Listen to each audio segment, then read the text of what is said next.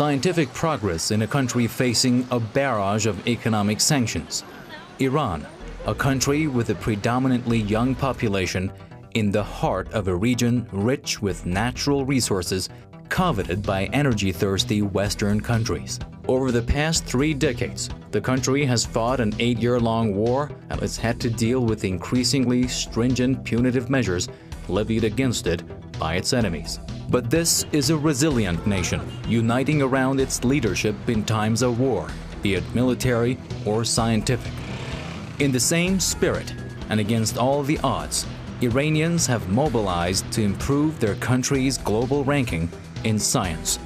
In its 2012 ranking, Scopus, a bibliographic database owned by an Amsterdam-based company that publishes medical and scientific literature, ranked Iran with 21,714 published scientific articles as the 16th biggest science producer in the world and the first in the Middle East.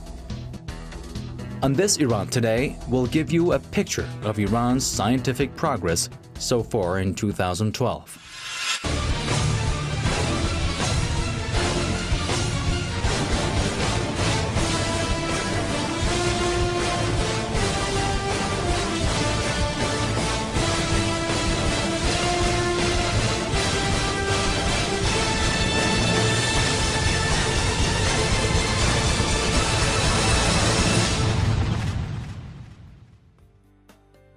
Scopus is the second largest bibliographic database in the world. It offers profiles of the authors, covering affiliations, number of publications and their bibliographic data, references, and details on the number of citations each published document has received. It also has alerting features that allows registered users to track changes to a profile and a facility to calculate authors' H-index, which basically attempts to measure both the productivity and impact of a scientist or scholar's published work. The higher the number of citations a published work receives, the higher its quality, and the published works of Iranian scientists are among those that have had the biggest readership, an indication that Iran is a leading country in the production of science. The production of knowledge is done through researchers' findings in a specific field. It is obvious that every country which enjoys larger share of this type of production will have greater clout in its exercise and more say in the international community.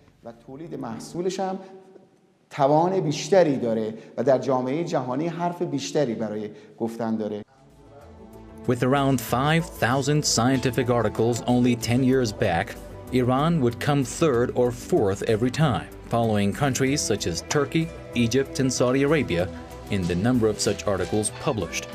But since the beginning of the year 2012, it catapulted itself into the first position with 21,000 scientific articles, reaching its projected target of 2025 13 years earlier. And that's only half of it. The 21,000 figure only accounts for the number of scientific articles published in prestigious journals overseas, not the thousands of others published in national journals. Currently, we have about 750 scientific journals just in Journal Committee of Ministry of Science and Technology, and about 250 journals in Journal Committee of Ministry of Health and Medical Education. It means we have about 1,000 scientific journals published inside Iran, but only few of them appear on international websites.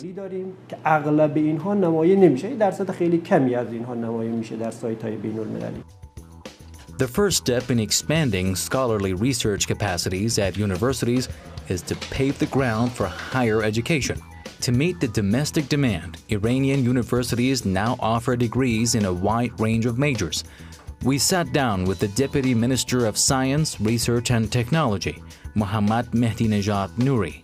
We asked him for official statistics on the number of Iranian higher education students.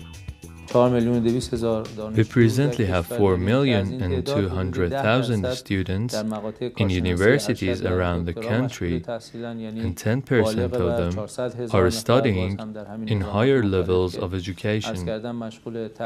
It means we have more than 400,000 students in master's as well as PhD levels, and now we have approximately 50,000 PhD students. شما شاهد بودید که در سالهای گذشته ما چه حجمی از به اصطلاح دانشجویان رو داشتیم که در کشورهای مختلف می‌رفتن تحصیل. As you have witnessed during the past years, lots of master and PhD candidates left the country in order to get the opportunity to study in overseas universities.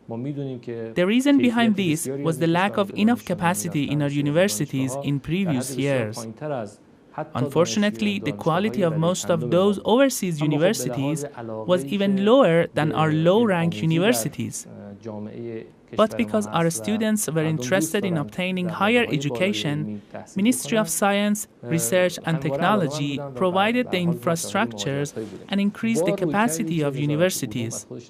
As a result, the country's scientific ability has increased and scientific articles rocketed up in number. This increase, which has been done by our students under the guidance of their professors, has enhanced our production of the knowledge. توسط همین دانشجویان با هدایت اساتید دانشگاهشون در واقع به منصه ظهور نشست و این تولید علم ما رو افزایش داد.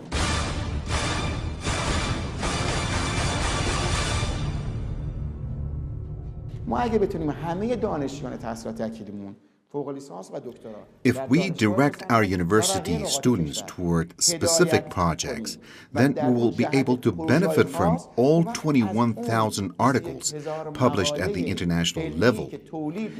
We'll also be the first to use the outcome to upgrade the level of jobs and lives of our ordinary people, and eventually everyone will benefit from the results.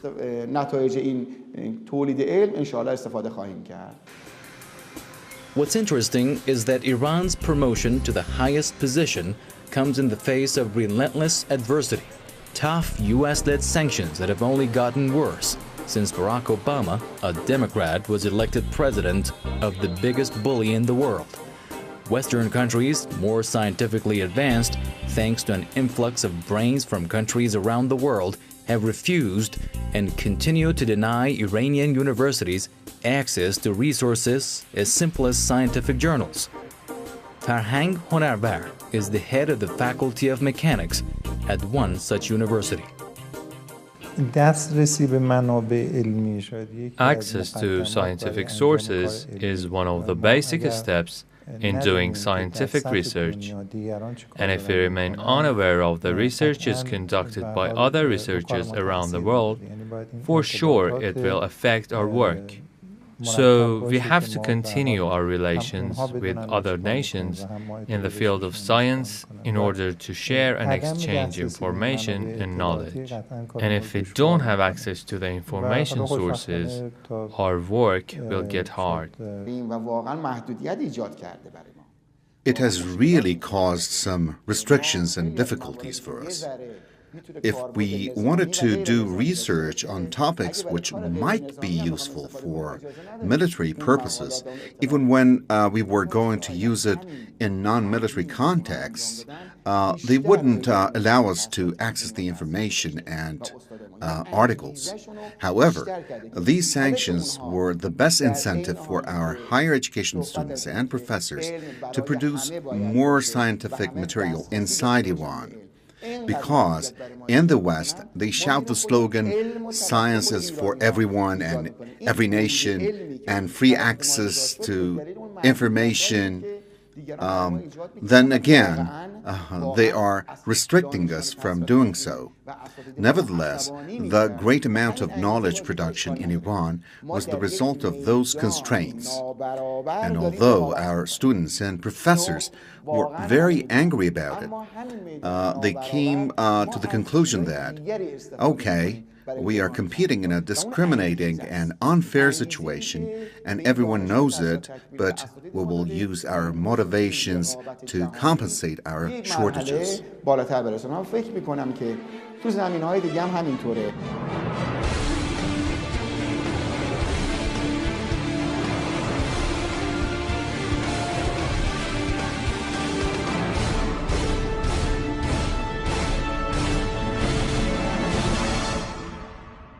ما وقتی که با تحریم مواجه شدیم این رو به فال نیک گرفتیم و رجوع کردیم به دانشمندان و نخبگان. When we faced sanctions, we took it as an opportunity, and then we went to our scientists and elites around the country, and we saw many great efforts. If there were no sanctions, we would probably never dream of these achievements for years. Achievements like making satellites, developments in stem cells and nuclear energy, breakthroughs in the military technology, and many more.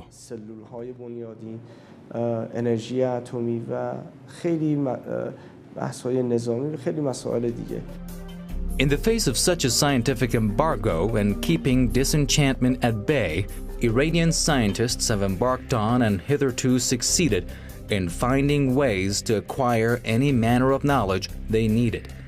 One of the most important yet common ways of acquiring science and technology in the world today is studying the results of research. Regardless of where they live, scientists and scholars around the world learn about the latest advancements in their relevant fields by studying the results of research carried out by their peers, thanks to real-time communication made possible by the internet and international conferences. مشاهده کردن، رفتن، دیدن که خب خیلی از اعضای هیئت علمی ما شرکت می‌کنند در کنفرانس‌های بین‌المللی. Observation, participation, and pursuing scientific conferences and events are what our faculty members are doing. They participate in international conferences and through their attendance get informed of the latest technological advancements.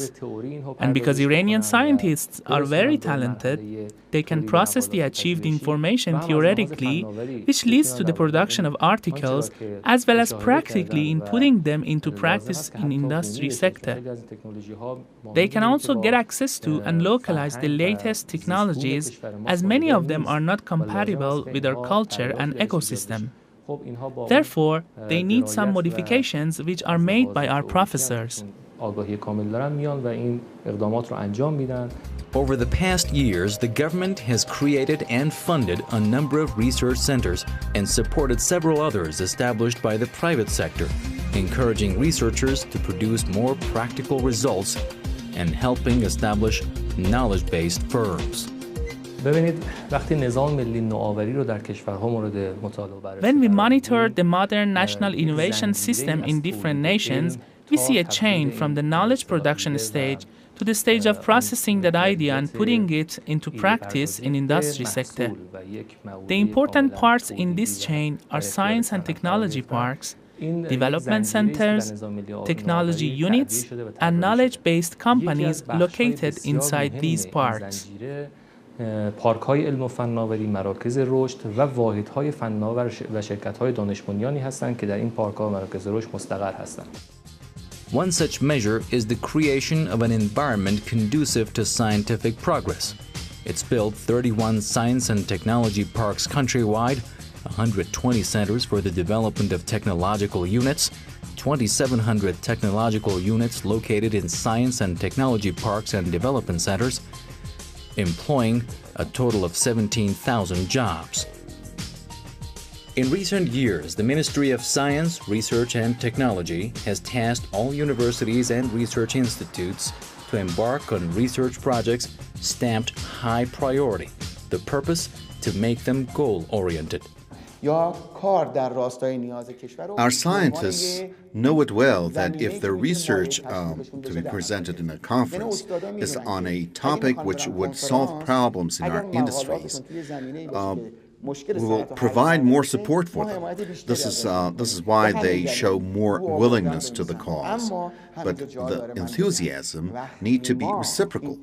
When we are putting more pressure on our scientists to change direction to industry, those in charge of industries should also feel the need to refer to our professors and academicians in order to solve the problem of catching up with the world.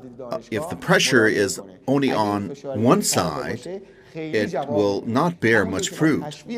As we encourage our scientists to incline toward our industries, we should also expect our government to persuade the industries to establish relations with our scientists. For example, when they are providing the industry units with government facilities and budget support, they have to oblige them to talk to the scientists for the quality improvement of their products. The products must be able to compete at an international level. Oil is Iran's economic lifeline. Hence, a close relationship is needed between this industry and the country's research centers and universities. We wanted to know how that works, so we decided to sit down with Mahdi Rashid-Zadeh, the head of the Iranian Oil Ministry's Catalyst and Nanotechnology Research Institute. A database has been created in the Ministry of Oil. Since 2 years ago, all experts and professors have been invited to enter the data about their field of expertise into this database. They have filled out some specific forms in this database. Then we classify them by their field of expertise, and now we have a comprehensive database. So whenever we want to work on a specific project, we can easily refer to this database and regarding their expertise, invite experts for cooperation.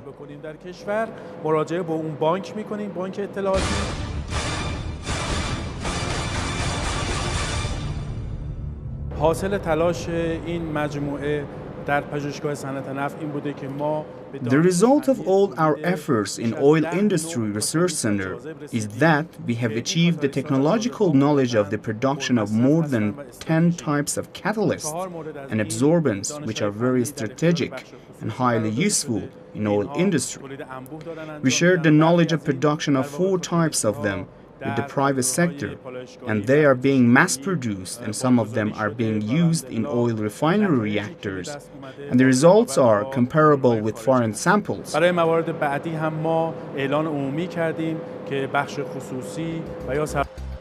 Universities and research centers nationwide have been assigned 38 major national projects, an opportunity for them to implement those projects called for by the country's administrative bodies. Some contracts and agreements have been signed with the value of more than $60 million. Some of them have already become operational. Some huge projects have to be conducted as a consortium among a number of universities. It means that one university acts as the main player and other universities and research centers cooperate with it. Probably one of the most important projects would be the production of passenger planes capable of carrying 100 to 150 people on board. The Amir Kabir University has been assigned the task for the main part. However, it has allocated some of the job to other universities. For instance, one university is in charge of the body and another the wings, and so is for the navigation system. And Iran University of Science and Technology will take care of the engine. The advantage of this method is that when professors give research topics to the students at master's and PhD levels, they can lead them toward one specific goal, and that is the production of the aircraft.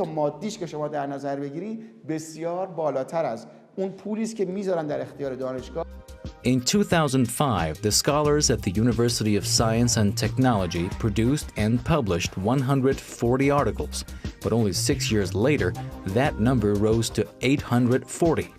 If you divide that by the number of the faculty members, you'll get 2.5 articles per person, a quota that ranks first among other universities in the country. We were successful to take responsibility of 4 of Iran's major projects. One of them is the production of an ultra-fast train, and this train will be able to reach the speed of 350 kilometers per hour. Iran University of Science and Technology has undertaken the task of production and operation of this train. This is a very complex project. When we look at the international community, we find out that there are very few companies able to produce such train. So we had to indigenize the technology, and that is to have an Iranian license for it. Then we would be able to build a train and write on it, made in Iran. Big projects are underway at universities across Iran, and that's not limited to the University of Science and Technology. Another leading name in the field is the University of Khaja Nasir Tusi.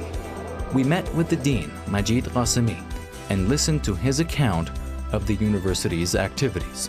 Khaja Nasir Tusi University was able to register 3 of the projects in order to do them either alone or share them with other universities in a consortium. For example, a car platform, which is being done by our university, Iran University of Science and Technology, and Amir Kabir University. Another registered project is a national 8-seat passenger helicopter named Khaja Nasir, which is in its initial stages of signing final contracts. Also, the project of stealth material production, also named Khaja Nasir, and its first phase will be over soon. And many more important national projects are among our responsibilities.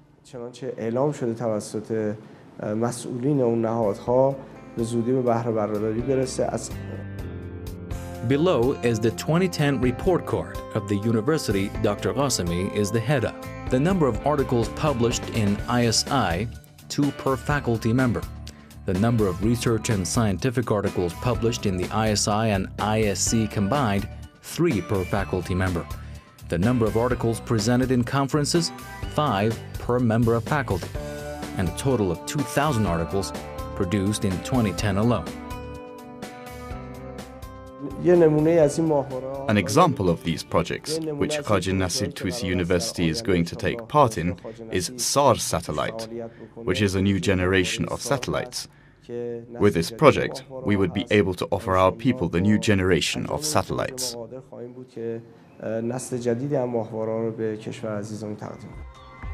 Despite all the Western-imposed sanctions, challenges to its economy, and the impact on its population, Iran remains committed to its own mission of independent economic and political development.